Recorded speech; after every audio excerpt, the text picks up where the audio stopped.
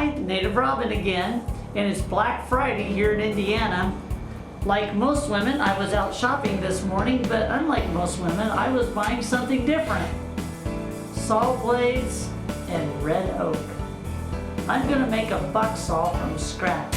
I've been watching some guys' videos online to try to get a feel for how they do it, and I like some of the things they do, and I don't like some of the things they do. So I'm gonna modify it and change it and come up with my first version of a handmade bucksaw.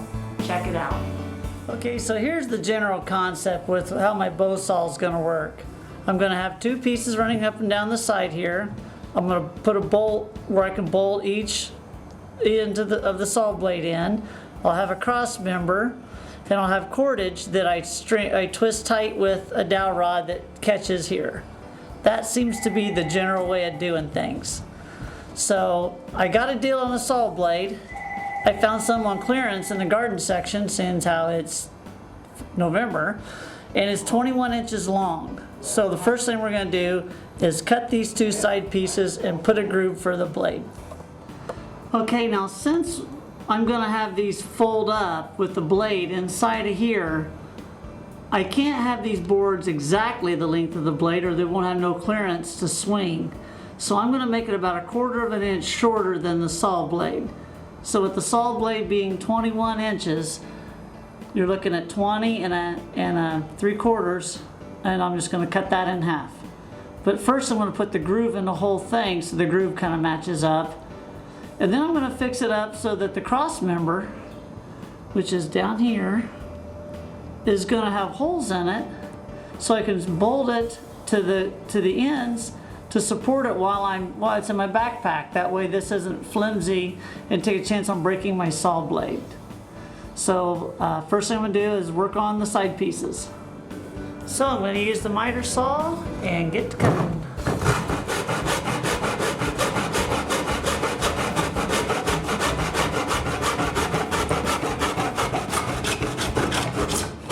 That didn't take long.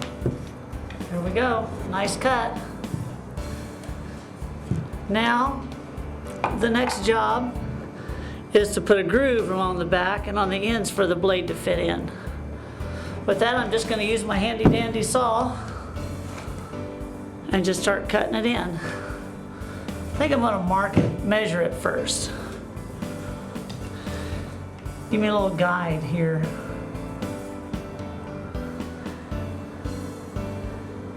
It doesn't have to be, just to keep me in the middle. Mark it at 3/8, which is just half. So I'm just going to start cutting my groove in, real slow and easy.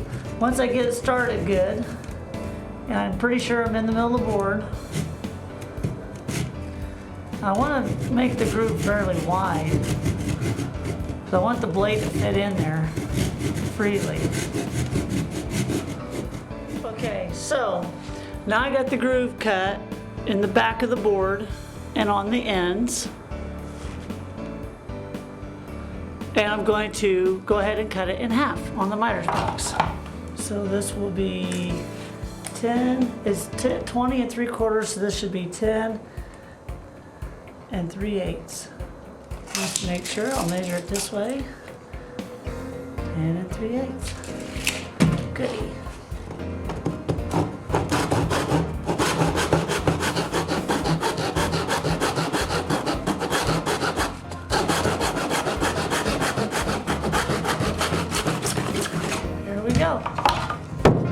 There's the two halves right there. Okay, so now I got my grooves cut, my boards cut. The next thing is to put the hole for the saw blade. And to do that, I'm just going to hold where I want the saw blade at, right here. I'm going to put a hole right there where I want it. So I'm going to go ahead and mark the hole where I want it,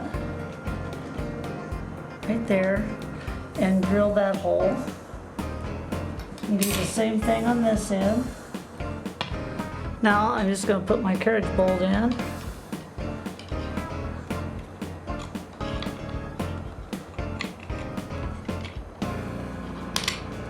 Like that. Wing that on the other side. Do the same thing over here. Okay. Now when I just flip it around, I like it. Okay, this is helpful hint time. I've experimented with a couple of things. Now one thing I've noticed is, if you look real close here, with the board, with my carriage bolt, it wants to sit on top. So I'm thinking I'm going to countersink that hole just a little bit, like with a 5/16 inch drill bit, in order to let it go down, because oak's such a hard wood, it didn't like pine where it'll just seat itself. Also, because of the curve of the saw, this is a sloppy hole. Well, I think I'm going to slide a couple of little bitty washers on either side of the blade so that this doesn't crack when I squeeze the board together. So just a couple of little hints to help you out along the way. Now, this isn't going to be very comfortable trying to hang on to a board, big old square edges on it, and run my saw. So what I'm going to do is I'm going to take a tool called a 4-in hand. It's a file that's got rasp and fine, flat on one side, curved on the other. And I'm going to go ahead and carve out a hand grip on here just to make it more comfortable. And if I play my cards right, this will be a saw that I use for a long time. It'll be made just for my hand. So we're getting closer on the saw. Now what I want to do with this cross support is I want to chop it down, but I want to put a nice little scroll work on each end. And what I did was I drew these little squares, 1-inch squares, and that lets me have a little eye that I can use to try to make them both look pretty close to the same. You do that, or I could have made a template, but I really didn't want to fool with it. So I'm going to take my coping saw and cut this out, give it a little love, sand on it, and see what we got. And then all I have left is put a dowel pin here, a dowel pin there, and give it a shot of clear coat, getting close there. Now I'm going to put a dowel in here and a dowel in here, and I'm going to drill a hole in the top of my cross piece to stick the bar that the pin that I used to wind up the string. I want to stick it in a hole. I don't want to do what so many people do, is leave them laying up against the side. I think that leaves too much chance of the thing flying out and hit me in the eye or something. But I'm going to go ahead and put those dowels in now. Normally what I do is I take my drill bit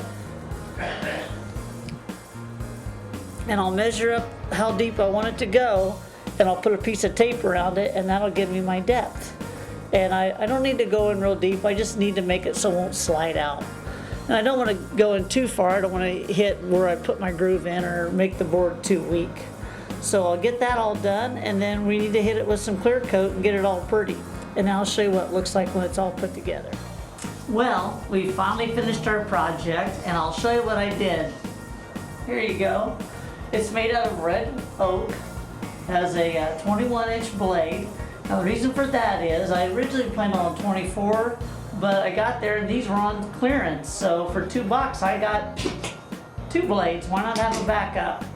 Now I went ahead and put my paracord on here, and what I did was I drilled a hole in the center and I crammed it in there, because I see too many of these things where they're just wound around and they put a notch here, but if something happens to get smacked, it could come unwind and flip out and hit me in the eye, and that makes me nervous.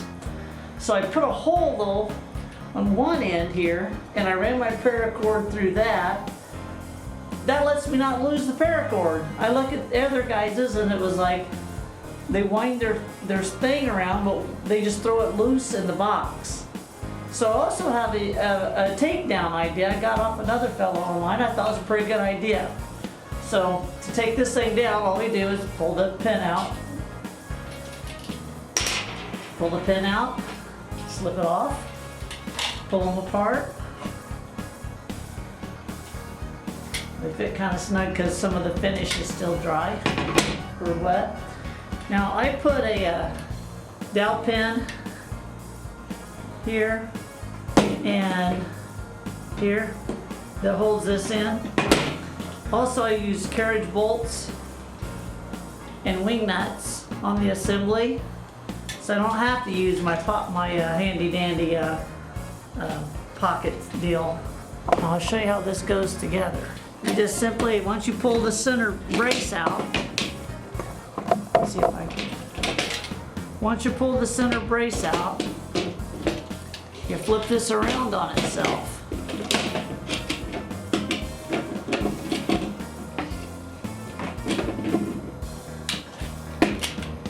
Like this. Then you take the center brace, you put it through here, carriage bolts,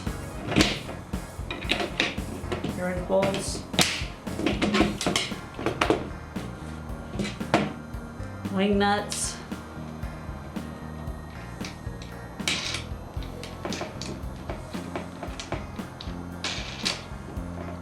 there you go, and that supports it so it doesn't break the blade while it's in your bag and you're moving around.